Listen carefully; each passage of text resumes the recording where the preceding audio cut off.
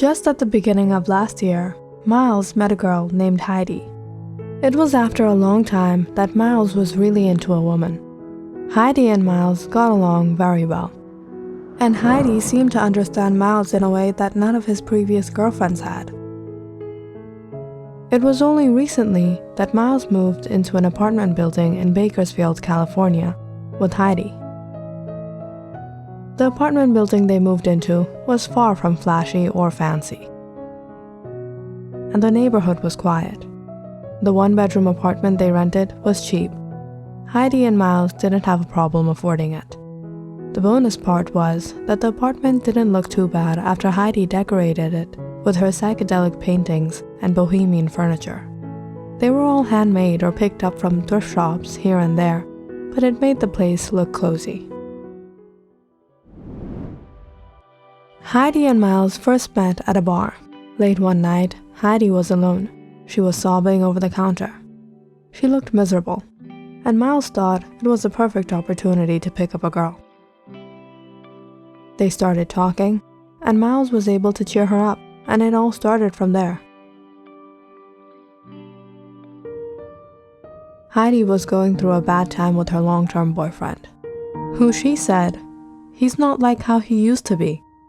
When they were younger, they did crazy things that Heidi would rather not mention, but ever since she and her boyfriend moved to the city and he got a job, Heidi noticed a change in him. He suddenly disapproved of Heidi's carefree lifestyle, and he kept urging her to settle down and start a normal life. Heidi, on the other hand, was a wild girl. She liked to have fun.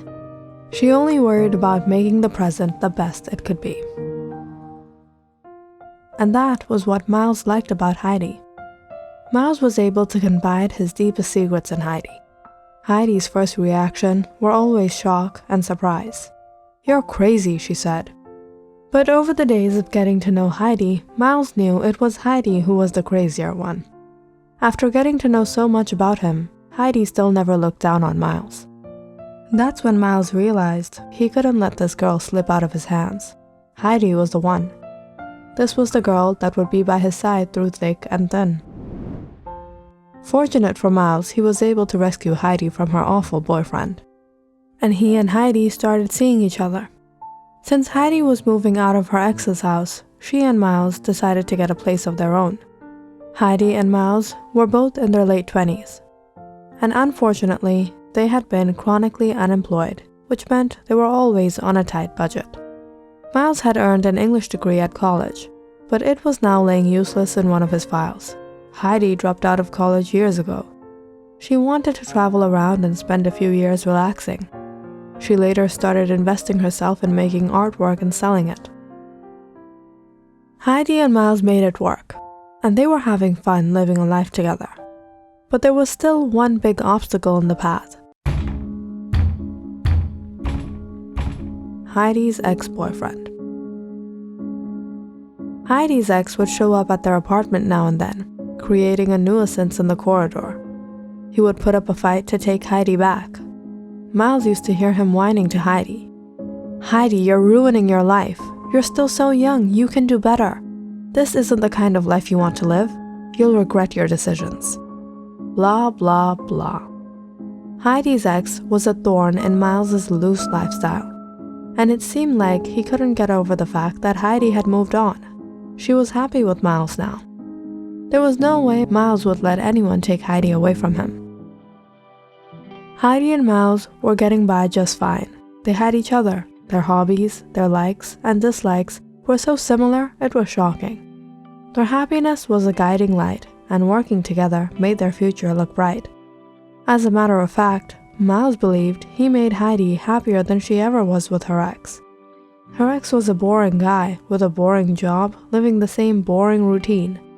Heidi often mentioned that he wasn't like this when they met, but ever since he got into some trouble with some people, and after a couple years in jail, it changed him in totality. Other than the annoying visits from Heidi's ex, the apartment building was rather vacant. Only a few people lived on each floor, and even they moved out every few months or so. The supervisor didn't care to visit, and a timely payment kept him quiet. One busy evening, Heidi and Miles had just finished up on some long overdue business. It was Miles's turn to get the chores done. They always divided the chores, and Miles's usual duty was taking out the laundry. It sucked that they didn't have a washer or a dryer. But hey, that wasn't something a few quarters couldn't fix. Hurry, Miles. You've got a bunch of bags to carry down. Around midnight, Miles made his way down the building's long, winding stairs with the laundry basket. The load was heavy after a long time of putting away the job. Miles murmured, "I should have gotten this over with much earlier." It was a cold January night, and Miles didn't even have his sweats. They were stuffed up in the laundry bag he was carrying. The wind whipped against him. Miles was all alone, dragging a boulder of a laundry basket, which was mostly filled to the brim with what was 70% of Heidi's clothes. The faster Miles could get this over with, the better, so he rolled up his sleeves and inched across the parking lot. Miles tried to make things easy for Heidi. At 12 in the night, it was a ghost town of cars and streetlights, but it was better getting the job done at this time. Miles knew everyone else was inside their bland apartments sleeping for the night, struggling to carry this literal burden. Miles stumbled up to his van. Luckily, Heidi had parked towards the very back. Suddenly, a voice called out, "Hey there." Miles was bothered the minute he heard the calm voice. It was one too friendly to be authentic. He quickly turned around and stared at a figure in the darkness of the night. A tall man emerged out of the stillness. Miles took a quick glance around. He didn't have anyone else with him. The man was wearing a loose jacket he grabbed firmly around his body. By the looks of it, he seemed like a middle-aged man by his chubby frame and sloppy clothes. Miles slightly tossed the laundry basket up for a brief moment to regain control of both the clothes and, more importantly, his uneasiness. He gathered his courage and said, "Hey," which came out in a rather awkward tone. The tall man flashed a confident grin when he saw Miles's discomfort. His eyes stayed focused on Miles, and with every passing second of his glare, his smile became even more creepy. Miles had never seen him before, but then again, he didn't leave the apartment much. He usually got all the chores done at night, but this guy was a complete, smiling, weird, freaky stranger.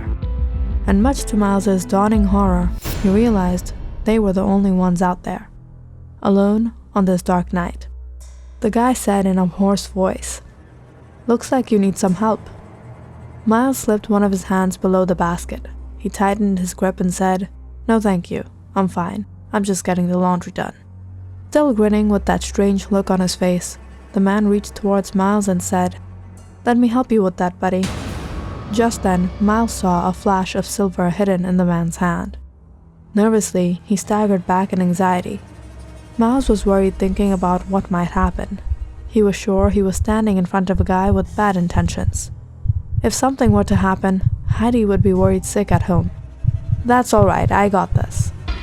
With a forced laugh from his lips, the man grabbed the other side of the basket, just inches away from Miles's hand. No, gotta help out my neighbor," he insisted. And then Miles felt the man's hungry touch hit his wrist. Immediately, his instinct took hold of him. It was something Heidi and Miles had in common. It was their defense mechanism against the world. Over their lives, both Heidi and Miles found themselves putting up with haters. Miles pulled away from the creep and placed the basket down. He reached inside of the laundry, through the mountain of wet and sticky clothes. Finally, he got a good grip of it. Heidi told him it might come in handy at this time of the night. The gun warmed him up. Miles pointed it at the guy. "Get your hands off of my property." At once, like a frightened crook, the guy stumbled back and threw up his hands. He paced back, still holding what Miles thought he was in his hand. "I didn't mean to, I didn't," he stammered before he fled down the parking lot. Within minutes, the guy was off to the darker depths of the corner buildings of the apartment complex, well out of Miles's sight. Smirking, Miles lowered the gun. Now feeling confident, he picked up the basket steady, and unlocked the trunk of his van. He took a last glance around the parking lot. Nobody was around. Everyone was asleep, and Heidi was most likely getting her share of rest after a long time, especially feeling content and relieved that her ex wouldn't be showing up to create havoc anymore.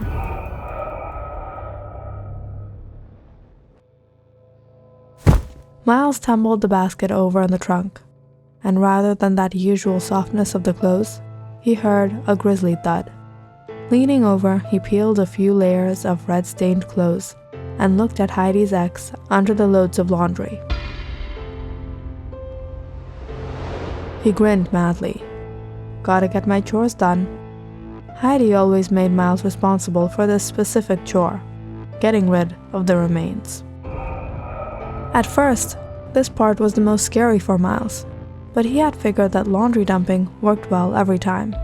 Now it was easy, a routine wrap-up to all haters who got and would get in his and now Heidi's life as well. Miles tied up the laundry bag again. A victorious smile appeared on his face. Heidi and Miles could look forward to a better future together, now that they wouldn't have any pesky, unwanted visitors knocking on their apartment door. Click on the subscribe button and check out more awesome videos on our channel. And don't forget to press the bell icon because you know it's interesting.